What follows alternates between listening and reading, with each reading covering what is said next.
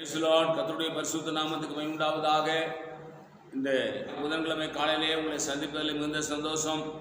இந்த நாளுடைய ஆசீர்வாதத்துக்கு ஒரு வேத பகுதி வாசிப்போம். அது ஆதியாகமத்தின் புஸ்தகம் 15ஆம் அதிகாரம் 18ஆம் வசனம்.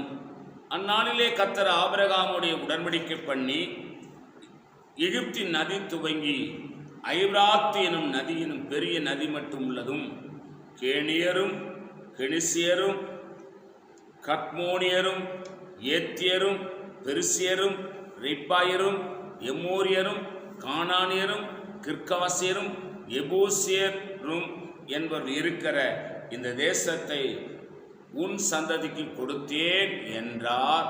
கவனிங்க, நீங்களும் நானும் ஒன்றை சரியாய் விளங்கி கொள்ள வேண்டும்.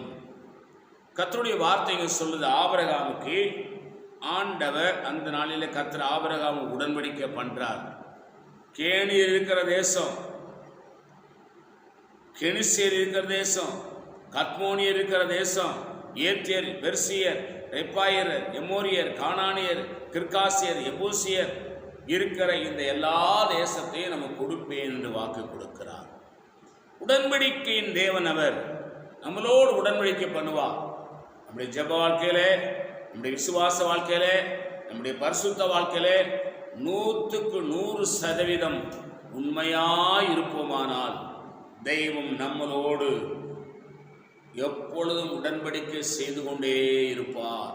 நம்முடைய வாழ்க்கை தரம் உயர்ந்து கொண்டே இருக்குமே ஒழிய கீழே போகவே போகாது.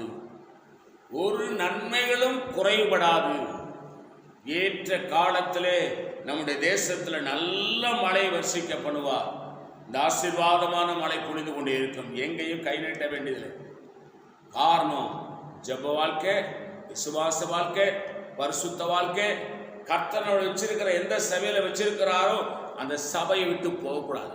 அந்த சபை ஆவிக்குரிய சபையா இருக்கணும். பரிசுத்தாவினால் நிரம்பி ஜெபிக்கிற சபையா இருக்கணும். பரிசுத்தாவினால் நடத்தப்படுகிற சபையா இருக்கணும். அந்நிய வாசிலே கர்த்தரை துதிக்கிற சபையா இருக்கணும். ஆவிக்குரிய கிருபைகளை நம்புகிற சபையா இருக்கணும். அந்த ஊழியக்காரன் கிருபா வரங்களை பெற்ற தேவ மனுஷனா இருக்கணும். இப்படி நிறைந்த இருக்கிற சபையில நீங்க இருந்தா கர்த்தர் உங்களை எல்லா ராஜாக்களின் நடுவிலும் நீங்க இருக்கிற எல்லா தேசத்தையும் உங்களுக்கு சொந்தமாக்கி தருவார். நீங்க எந்த இடமெல்லாம் எனக்கு வேணும், எந்த இடத்தெல்லாம் நம்ம என்னென்ன செய்யணும்னு சொல்லி ஜெபம் பண்ணிட்டு இருக்கிறோமோ அதெல்லாம் கர்த்தர் நமக்கு வாக்கு பண்ணி தருவார். நான் உங்களுக்கு ஆட்சேபிக்கிறேன். பரிசுத்தமே எங்களோடு நீ பேசின நல்ல வார்த்தைகளுக்காக ஸ்தோத்திரம். இந்த வார்த்தையின்படி ஆசீர்வதிங்க. இயேசு நாமத்தில் வேண்டிக் கொள்கிறோம் பிதாவே. ஆமேன். God bless you.